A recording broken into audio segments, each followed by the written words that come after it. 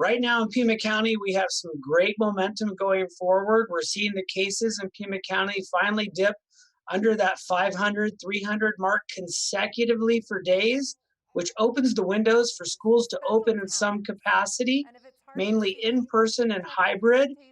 You'll also have some remote, of course, but it's good to see that schools are starting to get some momentum and going forward.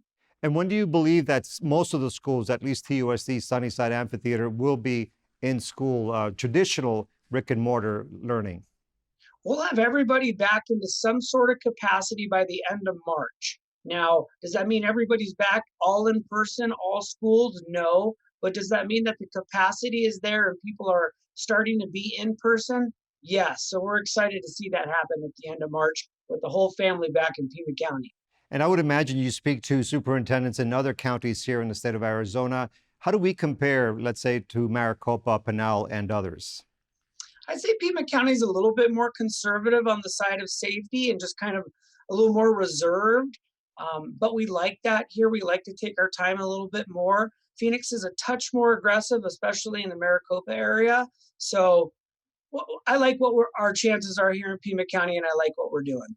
And there is a lot of concern about the long-term impact that not attending school will have on children. What is your take on that? Yeah, I agree with that. We have two concerned areas. One, obviously, is the cognitive and the learning approach, but the second is that social emotional. And that's a really hard piece to judge because they're not in our view. So that's why we really want to get them back on campus in some sort of capacity. We know that kids flourish when they work together and they have a teacher that's in front of their face. Earlier this month, Governor Doug Ducey signed a bill that will exempt schools in the state of Arizona from being letter graded. What is your take on that?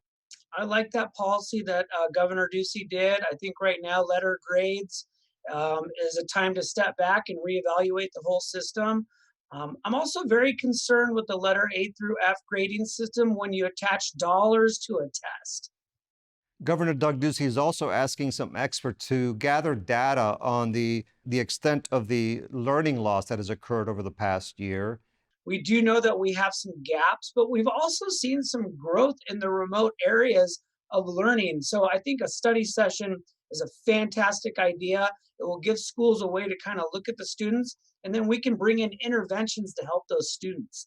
What do you foresee happening in the next year? If you could do anything, what would it be to try to get kids back into the classroom? Right now, I would just ask the communities continue your efforts and your mitigation strategies. What you're doing is lowering the cases of COVID. When those numbers are lower for COVID cases, schools have a better chance of opening.